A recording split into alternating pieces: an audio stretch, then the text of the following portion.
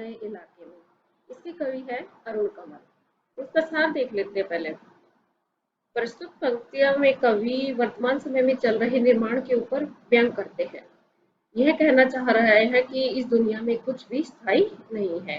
हर वस्तु को समय के साथ बदलना ही पड़ता है, जिसकी वजह से हमें परेशानियों का सामना करना पड़ता है, क्योंकि हम बहुत जल्द ही किसी वस्तु के आदी हो जाते हैं। इसलिए इस कविता में आधुनिक समाज में प्रतिदिन होते निर्माण की बात कर रही है।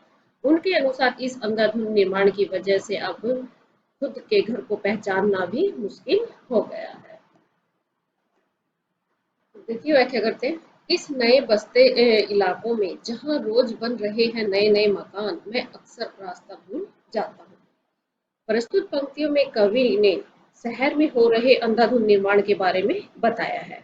रोज कुछ न कुछ वहां बदल रहा है। अगर कुछ टूटा हुआ है या कहीं कोई खाली मैदान है, तो कल वहां बहुत बड़ा मकान बन चुका होगा।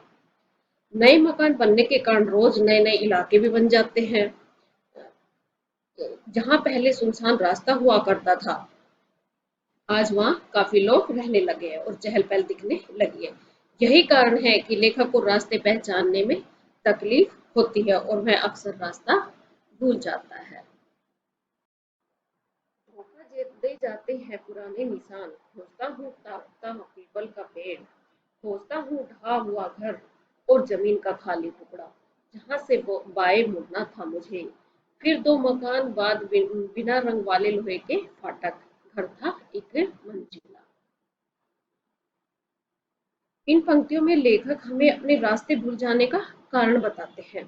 लेखक ने जिस घर, जिस मैदान और जिस फाटक को अपने लिए चिन्ह बनाकर रखा था, और जिन्हें देखकर उन्हें पता चलता था कि वे सही रास्ते पर चल रहे हैं, उन चिन्हों में से अब कोई भी अपनी जगह पर नहीं है। अब लेखक के खोजने के बाद भी उन्हें पुराना पीपल का पेड़ नहीं दिख रहा। अब लेखक के खोजने के बाद भी उन्हें पुराना पीपल का पेड़ नहीं दिख रहा, और ना ही उन्हें अब जो टूटा हुआ घर था वो भी दिखाई नहीं दे रहा।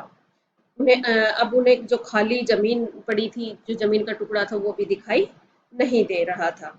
जहां से लेखक को बाएं मुड़ना होता था, उसके बाद ही उनका जाना पहचाना एक रंग, जो बिना रंग के लोहे का फाटक वाला एक घर था, वो भी उसे दिखाई नहीं दे रहा था। और मैं हर और मैं हर बार एक घर पीछे चल देता, या दो घर आगे ठगमगाता। इन्हीं कारणों की वजह से लेखक हमेशा रास्ता भटक जाता है। वह कभी भी सही ठिकाने तक नहीं पहुंच पाता। या तो दो घर आगे निकल जाता था, या फिर एक दो घर पहले रुक जाता था। यहाँ रोज कुछ बन रहा है, रोज कुछ घट रहा है, यहाँ स्मृति का भरोसा नहीं है। यहाँ रोज कुछ न कुछ बनता रहता है, किसी न किसी इमारत का निर्माण होता रहता है, जिसकी वजह से आप अपने रास्ते को पहचानने के लिए किसी इमारत या रास्ते को पहचानने के लिए किसी पेड़ की स्मृति नहीं बना सकते। क्या पता कल अगर उस जगह पर कुछ और बन जाए तो आप रास्ता भटक जाओगे। एक ही दिन में पुरानी पड़ जाती है दुनिया, जैसे बसंत का गया पतझड़ कल को लौटा हूँ, जैसे बैसाख का गया भादों को लौटा हूँ। अब यही उपाय है कि हर दरवाजा खटखटा और पूछो, क्या यही है वो घर? कवि ने शीघ्र होते हुए परिवर्तन के बारे में बताया है कि ऐसा नहीं है कि कवि बहुत समय के बाद यहाँ लौटा है, इसलिए उसे सब बदला हुआ प्रतीत हो रहा है। इसलिए उसे प्रतीत नहीं हो रहा, ऐसा नहीं है कि वह बसंत के बाद जब पतझड़ को लौटा है, ऐसा नहीं है। वह बैसाख को गया और भादों को लौटा, बैसाख को गया था और भादों को लौटा है। वह तो कुछ ही दिनों में वापस आया, लेकिन फिर भी उसे सब कुछ बदला हुआ दिखाई दे रहा है और वह अपना घर भी नहीं पहचान पा रहा। अब तो एक उपाय है कि कवि कहता है कि हर घर में जाओ, हर घर का दरवाजा खटखटाओ और पूछो कि क्या यह उसका घर है। समय बहुत कम है तुम्हारे पास, आ चला पानी ढहा आ रहा आकाश, शायद पुकार ले कोई पहचाना ऊपर से देख कर।